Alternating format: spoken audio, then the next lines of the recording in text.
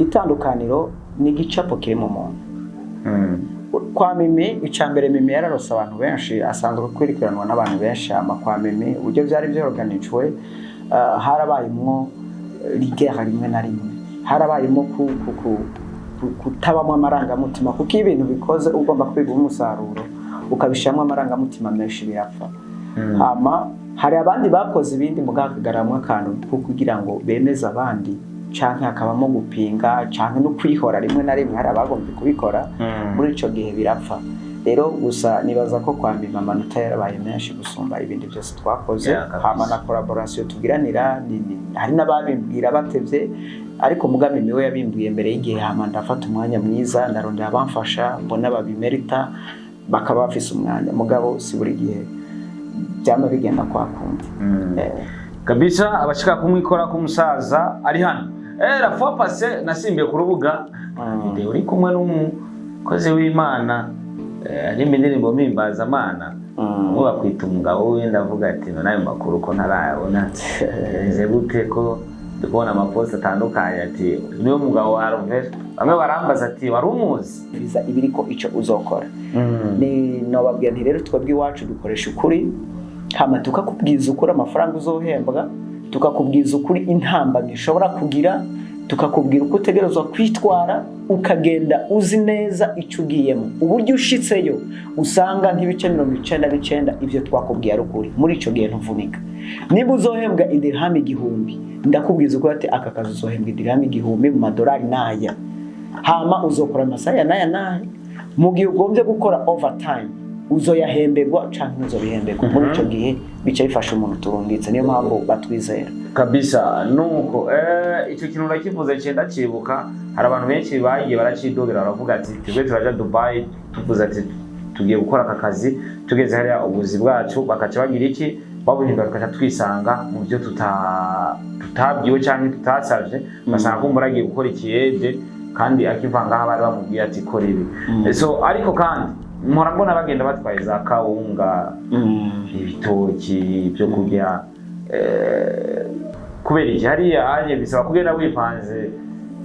Murakoze cyane kuko murabona n'abantu bakritika mu gihe Dubai gitwaye za kawunga abantu bakritika wese afise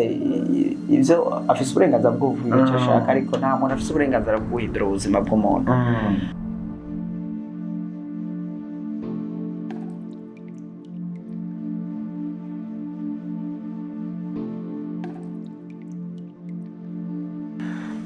Yes, ndabaramukije amahoro y'Imana abane namwe mwese mudukurikirana abakunzi ba Star TV. Iyi Star TV kabiri gatanu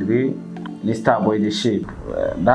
The Jam Sharp Man Dolabo Audio from Star TV Africa ndetse no ku isi yose tuba duhari tukabazanira exclusives zitandukanye. Iyi Star TV rero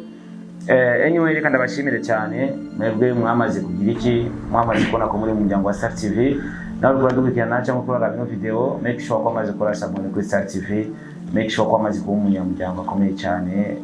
wino Star TV kumbure tubandanye kubazanira amakuru atandukanye. Rero amakuru agezweho cyane exclusive kugira kubwira byoroshe nuko warakoze sabone cyane subscribe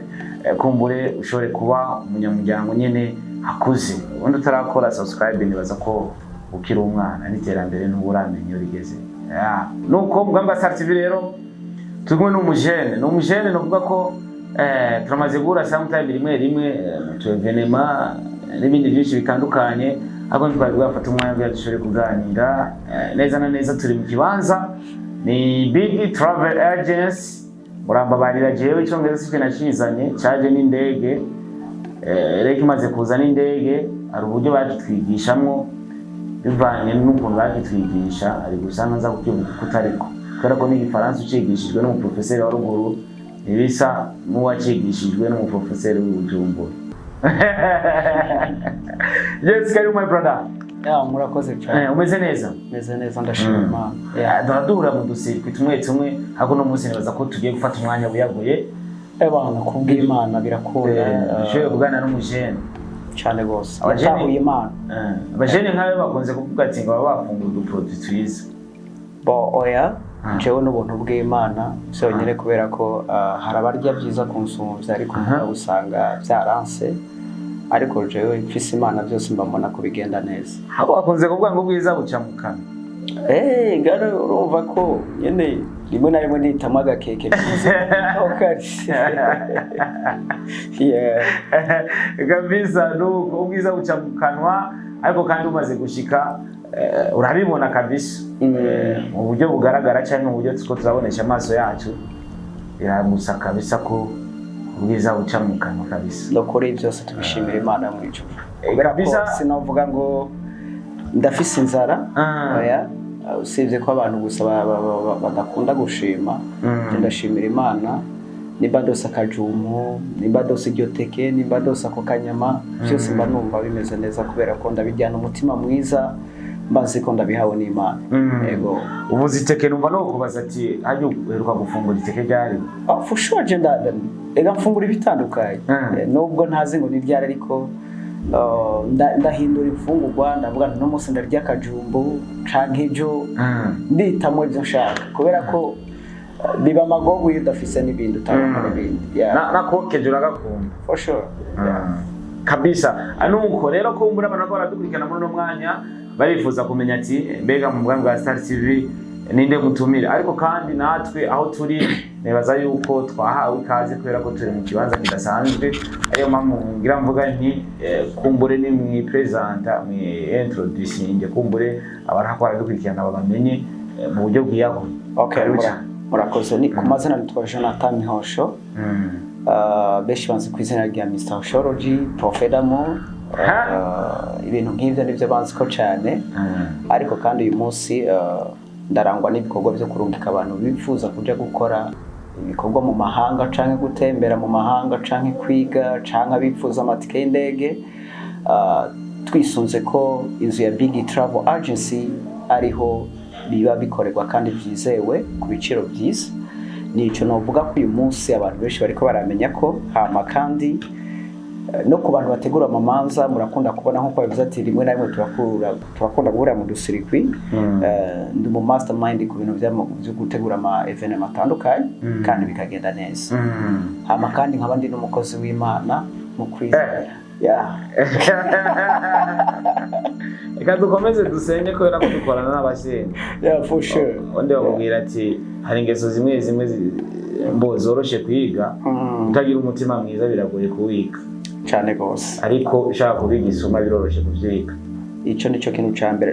vuga ko ibintu bibi n'amakuru mabi zorabe nk'ubwo rinda bavuga bati naka yapfuye biroroha ko wikwiragira mu gisagara, biroroha ko ibintu bimenyekana, ariko mugabo habo rero bavuga ati naka yavyaye biragoye bimenyo nawe muhira canke abantu bamwegere. Rero ibintu bibi birakunda kuba bifise promotion kandi biragira imbaraga. Ni nayo mpamvu rero n'ingeso mbi biroroha ko ushobora kuzironka caye kuzifata kabisa. Turi muri agence n'ubwo ariko kuri no mwanya n'ubwo kuri kwirakora mu kazi bitavuze ko hatari hayandi mu agence, ariko itunganya ryo mu agence n'iryo riba ritandukanye cyane ko harimo abashira mu nguvu niki. Ikibazo cya mbere kumbure kugira tujye neza na neza indani tujye mu mizi kiravuga giti kenshi abantu mukora bino bintu harige bavuga ati none kuri kurarondera kumbure amaviza abantu ugasanga kumbure ngo ari wanyu ngo ntibaragenda ngo baracane mu rugo. Icyo kibazo tugisubize gute nk'abantu musanga muri no agence cyane musanzwe muserukira no agence? Umuntu kugenda n'ubugombe bwiwe kuko ndababwiza kuri ndafise je mu petit frère nabone passport amurambwe ati mugende iyo ndiko ndarungika abandi yaravyanse. Ntiyavyanse kubera ko adashaka kujayo, yavyanse kubera ko ivyo ari karakora abona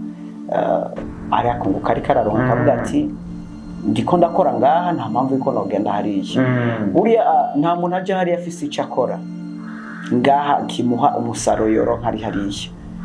Oya, ahubwo umusaro aronka ngaha arakora ibiharo akabona ko agiye hariya ariho yoronka byinshi gusumba. Niyo mpamvu baho gutera intambwe umuntu akagenda. Niko no byishura sino muri famille hariho bavyemeye bariko baragenda n'abazogenda vuba n'abatavyemeye. Rero nibaza ko je ntabwo ndugi ku muntu atabishaka ahubwo n'umuntu wese abishaka. Kabisa. Ino agence Big Travel Agency mumaze igihe kingana gute mukora? Nizaye ntambaye mukunze guhura nazo muri kano kazi jewe haciye umwaka ndiko ndakora ariko mugabo kubera ko dufise uwo dukorana mu partenaire wanje yitwa Biggie journaliste muramuzi bamwe umwe uva kurongora yes mwaheruka kuzana umukenyezi n'uyu munsi yafashe urugendo kw'akazi yerekeje muri Dubai ariko azoca abaca no mu kindi gihugu tuzobabwira yagezeyo kumva z'akazi wewe yaramaze hafi imyaka 5 Biggie iriko irakora usibye ko kare yitwa Biggie Empire Travel Agency amaze kuza nk'umufatanyabikorwa turahindura izina tuyita Biggie Travel Agency rero intambamyizo ntizibura intambamyiza mbere dukunda kugira ni mu gihe visa zitevye visa urashobora kwizera ko ishobora kuboneka mu ndwi zibiri kubera ko warugize iminsi uzironka mu ndwi zibiri hama bigashika hagacaba ukwezi cyangwa ukwezi n'inusu iyo umukiriya rero wari wamubwiye indwi zibiri kubera ko arivyo wari wizeye ico gihe birakunda kuba intambamyi bikagaragara kumenga twarabaye ababeshi ariko muga turakunda kwasikora twababwira bati tuti buriya amavisa sitwe tuyarondera hama ikindi nko mu bihugu vya Europe hari igihe tudeporeza abantu bashika 50 hakaronkamo 5 canke 6 canke 10 canke ntihagire n'umwe aboneka canke ku ituro ya mbere bakagenda hama bakurikira ntibaronke rero rimwe na rimwe ndakunda kubwira abantu cyane cyane mu ivyo bihugu vya Europe ntihakagira umuntu akubwira ngo ni 100% ngo mwese murakunda no harabamo n'amahirwe kubera ko Europe itandukanye na Dubai Europe itandukanye na Afrika si crazy yagenewe bose harabamo n'umugisha ariko mugabo nta kazi kabura intambamyi ariko iyo habonetse intambamyi haba hariho n'uburyo ibintu bikwiye gutunganywamo na cyane cyane ko twegwe muri Biggie Travel Agency twiyegereza abakiriya bacu tugatanga umwanya tukaganira nabo iyo bigoranye tukabasaba umwanya tukabaganiriza ari byagoranye tukiexcusa kubera ko iyo uri kurakorera ikintu umuntu hamuka muhunga bawitwa umu escrow ndakunda kubona n'abantu cyane kuba bikora badafise aho bakorera bien sûr que oui kumva ngo ndukira amahera kuri telefone baribwa cyane memera fois passe narabonye umuntu ampa visa arambwira ati ni mu ndabire ki visa ari y'ukuri dusanga si y'ukuri urumva kandi yari umuntu yari ino atuma umuntu ari hariya hama uwo muntu ntabwo ari we yamuhemukiye ahubwo baramuhemukiye muga muri ico gihe rero umuntu deja wamuhaye amafaranga ari hariya biragora ko ushobora kumuronka canke ngo muganire mugabo iciza cyo gutuma umuntu ari ngaha nuko niyo kibigoranye waba wagiye famille irashobora kuza mukavugana canke iyo mwasanze ibintu bitagenze neza yatanze amafaranga ababona ahantu ashobora kuja kubaza uburyo bwiwe yego kabisa koko mwabivuze ati visa simwe muzitanga kubera ko yaba nimwe muzitanga ndazi Burundi bwose bwohe yeah for sure ariko muri ico gihe numva no baza kino kibazo nubwo atari mwebwe mutanga visa biba bimeze gute nk'amahirwe ugerageje kuraba uburyo mubikora kubera ko buri muntu wese afite strategy ziwe ntababura visa kubera ko babigizemo uruhara ariko hariho n'ababura visa bakoze kabisa bakombase kuri mwebwe kumbure akunguko nakaye kuri babandi baca mu zindi agence kugira batumbere mwebwe uburyo mubikora murakoze cyane twebwe ikintu ca mbere nka visa ya Dubai no bihani n'ingicana kwijana kubera ko Dubai biroroshe kuri mwebwe ariko yes biroroshe nubwo hari abandi bigora biroroshe kuri twebwe hama usibye gusa ko rimwe na rimwe bishobora kugorana bivanye na offre ukeneye kubera ko nka cleaning ibintu bijanye n'ivyisuku biratandukanye na construction ibintu bijanye na delivery biratandukanye na construction ibintu bijanye na security ivyo bintu biba bitandukanye cleaning birasaba umwanya utari muto hari usanga bitwara amezi 3 mugabo wa muntu yaje wewe yibaza ngo ni nka construction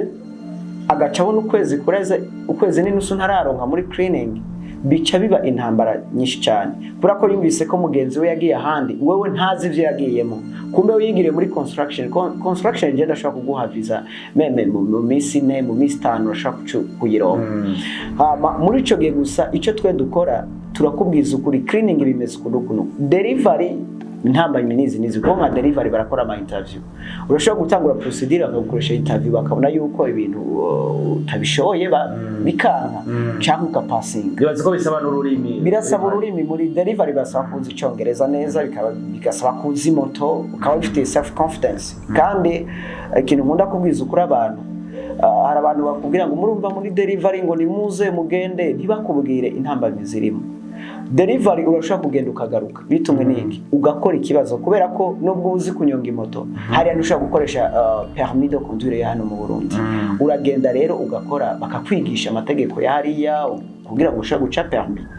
Iyo bishitse rero ukwezi kwa mbere ukananirwa urasubiramo,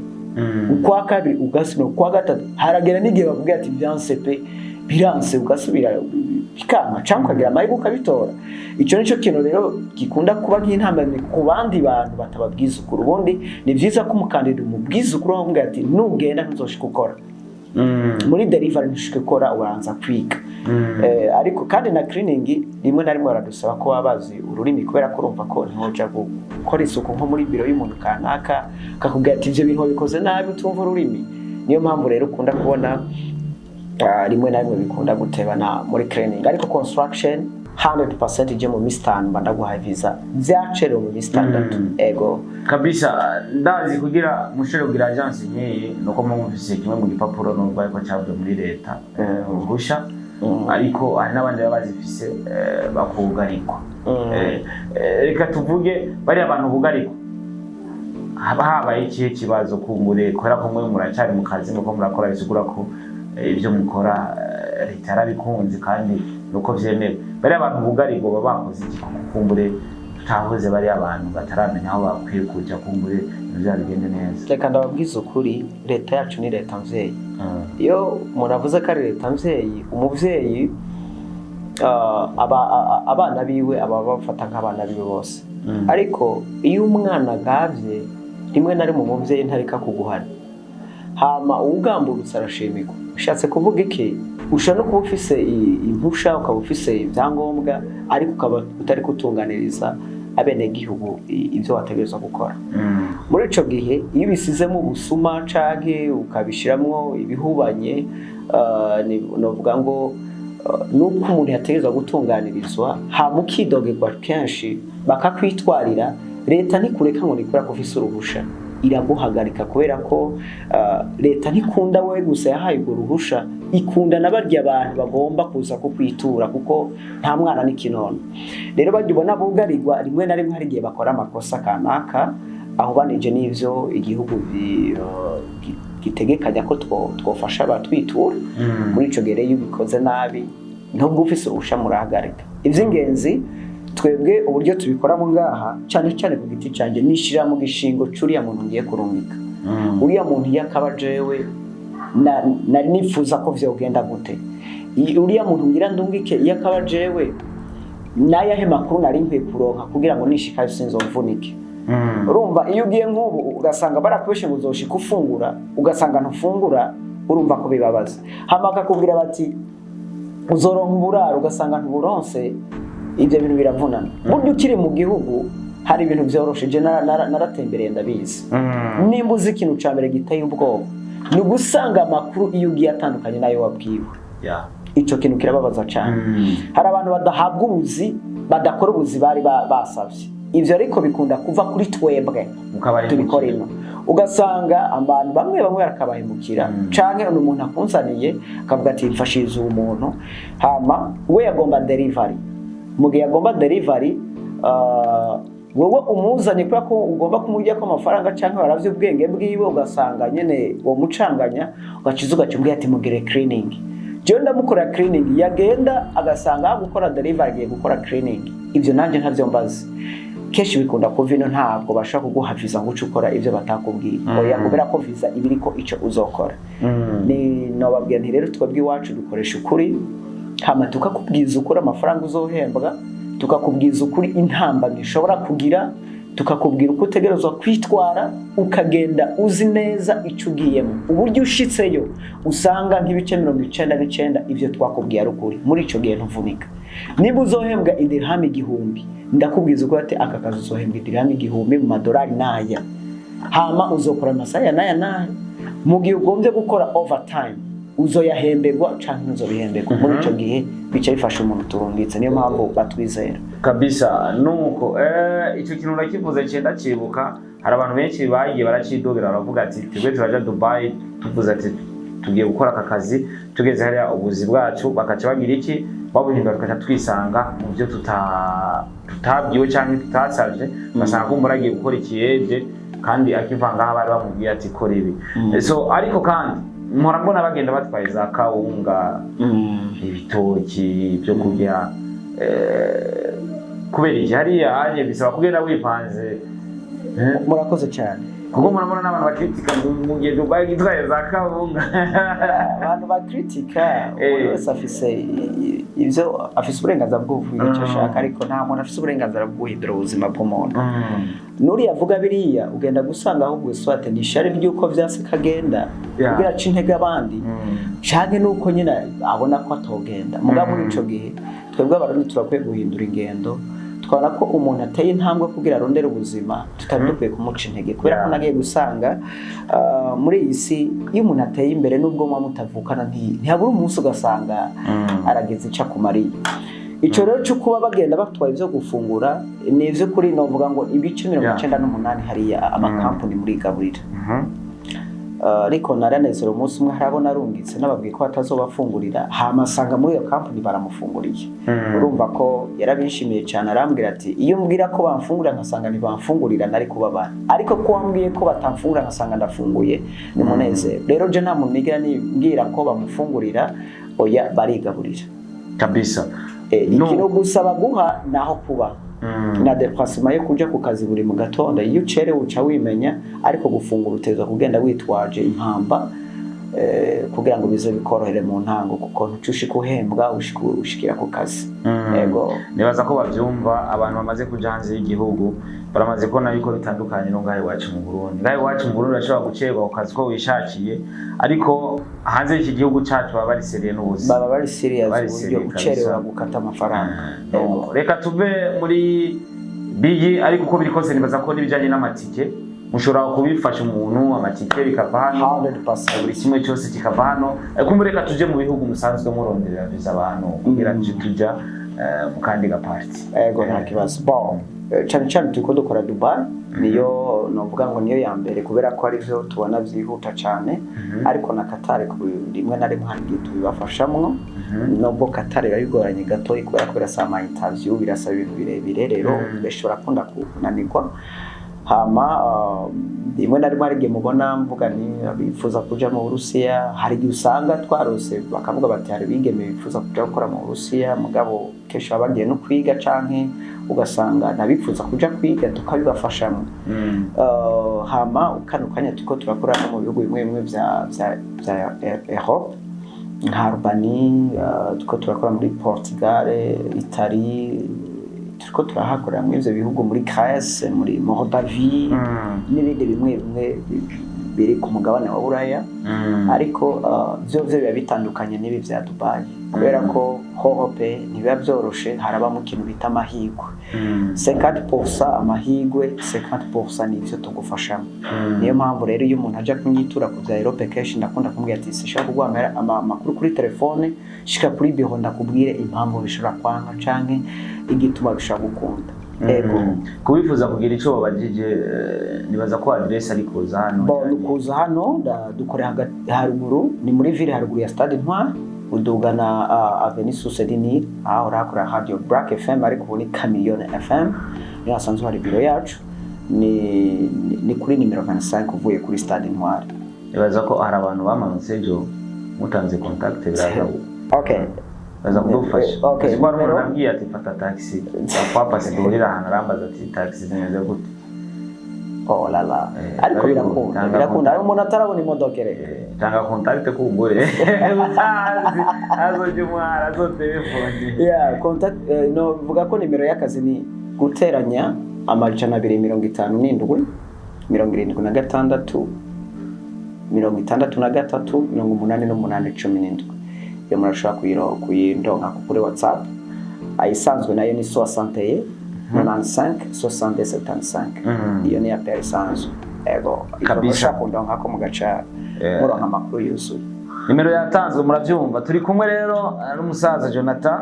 niwe turi kumwe mu Star TV reka tuje mu bijanye na evenementiel kuko tumaze kubona na cyane cyane muri cinema cyane no nkunze kumubona umburumva no mu mariage n'ibindi bintu bitandukanye abahari kubera ko mwumvise ko ari byo bikorwa asanzwe ugakora. Iyo bishitse ukaja muri ako kazi bakaguha akazi ati wewe ni uza kuorganiza buri kimwe cyose hano uza kuvyitaho, alafu ukaza mumva abantu bavuga ati batuzibiye kuri entre byangaragaye kenshi cyane, aho ndavuga kuri lancement ya Mimi yari ya Mimi ahindi byagaragaye muri yarabaye abayereye ngaho mu gisagara ca Bujumbura yo bakunda kumuhari ngo arabo mwazibi ndabimeze gute bo no kuvuga ko jewe simba ndi nyene n'urubanza ariko mba ndi umukozi wa nyene n'urubanza. Rero ikintu nkora jewe ntegugutwi uwumpaye akazi nkeneye bigenda ukuntu iyo umbwiye ati nkeneye ko urubanza rwanje rugenda uko je ndagukorera ivyo wansavye ntitaye ku bantu kuko bari abantu sibo bampaye akazi. Niyo mpamvu rero rimwe no mu evenement mwamwe barambwiye bati okay bateza kuzoriha banaka nabanaka utazoriya ntazinjira. Hama rero canifashisha abo tuba turi kumwe nkabwira nti abari kure kwinjira naba batarishe, hama abateza kuriha nabo nabo mu gihe uje uri mu bateza kuriha wategeza kuriha nta mpamvu yuko nari kukureka paske ndabikoze nabi wamaye ukazi ari kumbaza ati none wewe wamariye iki. Rero ntabwo mba nitaye kubaza kuza ahubwo mba nitaye ku muntu yamaye akazi kaza kunshimira akavuga ati wankora ibintu neza kuko nivyo bizotuma nejo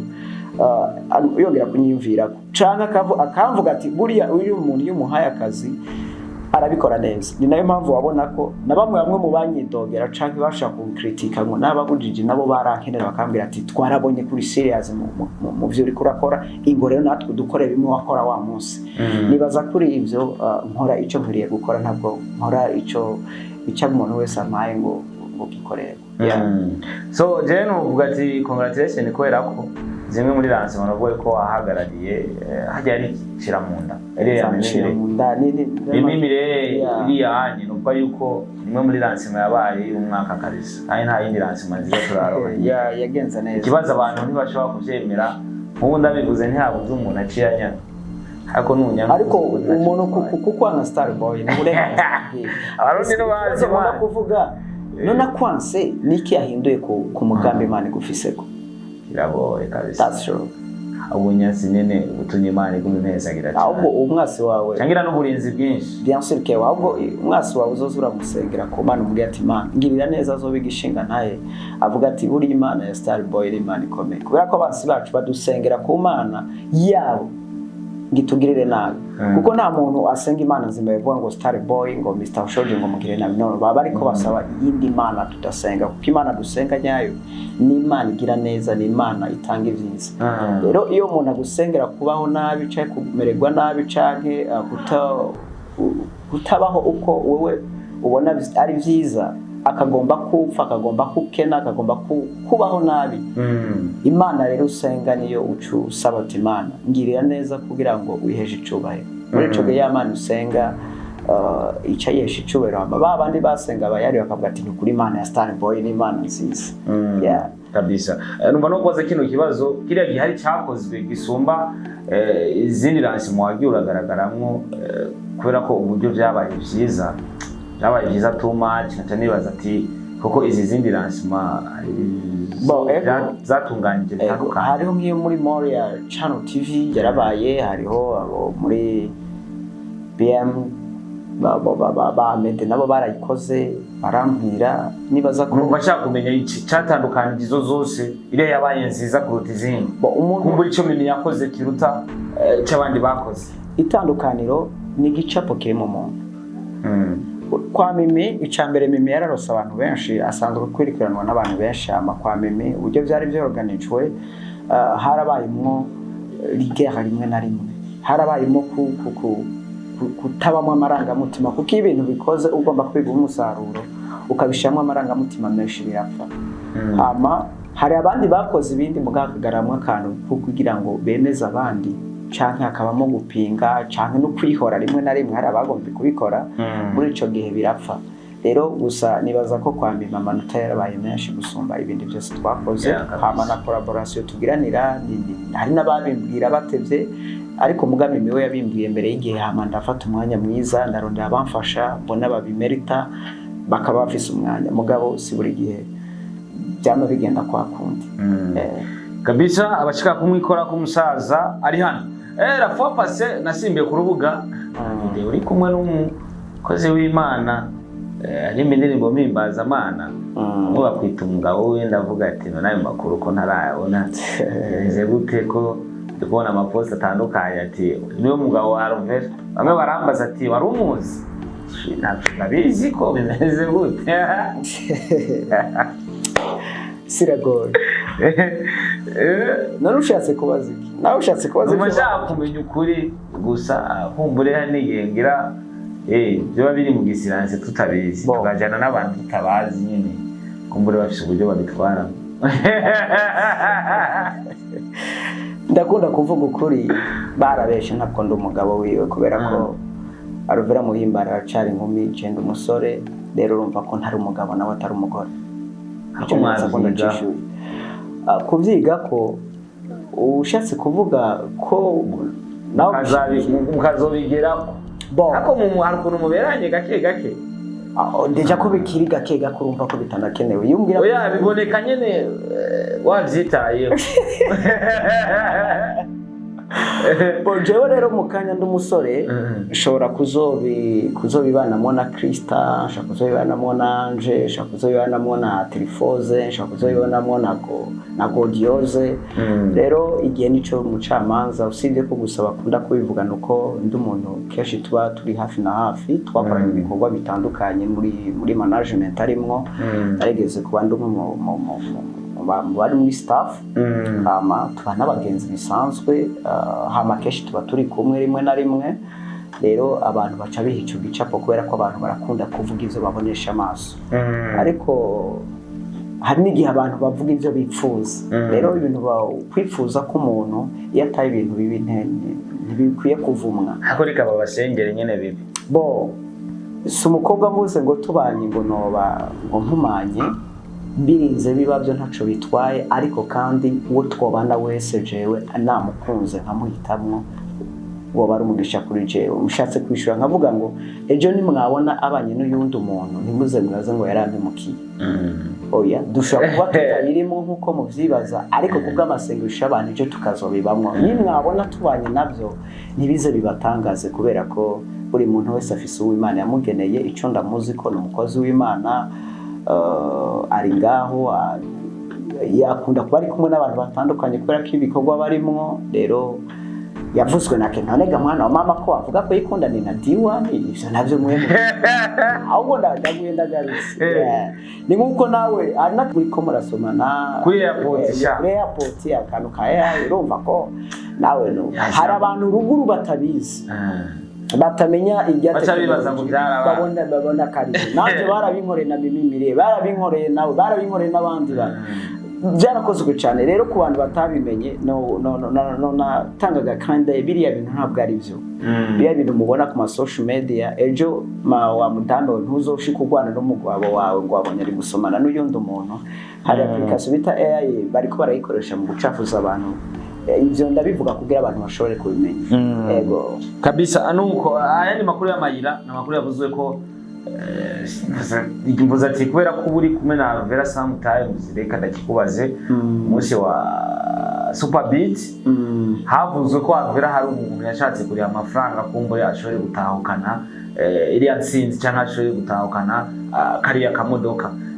koko ico kintu hari amakuru bugifise koko Arvera nk'umukozi w'Imana cyane muri iyi ndirimbo mpimbaza Imana ko yashatse gutanga igiture kumbure kariya kaduga gatahuka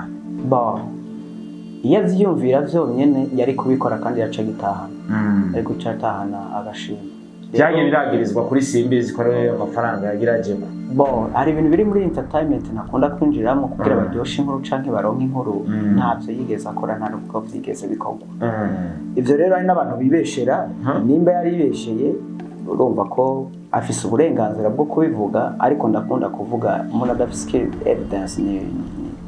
ibyo bintu abari binyoma kandi hari n'ababivuga kubera ko bagomba gucafuza izina ry'umuntu nimba atari Simbizi ubwo yavyivugiye bakabimuvuga Simbizi yagumye abihagije urumva ko atari ukuri bari bamwemeye miliyoni 5. ayo yari make nta nubwo iyo binashikanye ariko ari make sinibaza ko simbize ari kurya miliyoni 5 kandi muri Superbat ntibari kurya amafaranga angana bwo kugira ngo bikorwe ari bantu tuba bari muri staff ngo nibo bari ku nka Superbat sindiko ndayikora promotion urwego iriko nibaza ko utotwara utwara two trillion tungahe ngo kugira ngo baguhe ico kintu oya bo bari bafise ico bashaka kandi nobwira abantu je narabikurikiranye cyane babonye Muhimbare akora amaposte uburyo yari ka strategy zo kwamamazamwo ariko mugabo sico kintu cyari gifise amanota menshi ahubwo yari indirimbo bagombye kuraba indirimbo yakunzwe cyane yahitinze kubwiza ukuri iriya ndirimbo yatsinze niyo yari kwiye gutsinda aho urumva ko ntabwo ndiko ndacinyuma canke ibiki for sure yari bikwiriye rero abantu barakwiye gutahura muri competition hari gutsinda wewe ugize ati iya ndirimbo ne yategerezwa gutsinda kumure byarabaye kandi ukuri kwa babiri agatsinda ariko kuwavuze ati koko na Alvera yarakwiye akazi hari ahantu kubera ko yabamamarije neza ndetse yarerekanye ubushobozi afise na cyane cyane ugerageje kuraba imbuga ziwe confidence yari yifitiye ku muntu aririmba gospel hano mu cyacu Burundi biragoye kubibona rero kubona Alvera yakoze kwije no ko ari amateka kubavuze ko yarakwiye akazi naho hari cyo bivuga ko